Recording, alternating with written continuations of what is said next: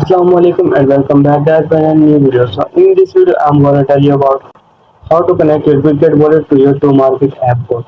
So if you can see that I have created a wallet in my Bitget already. So if you don't know how to create a Bitget wallet, I have also made a video in the last so you can see that how to create a Bitget wallet. So let's start our video without any time waste.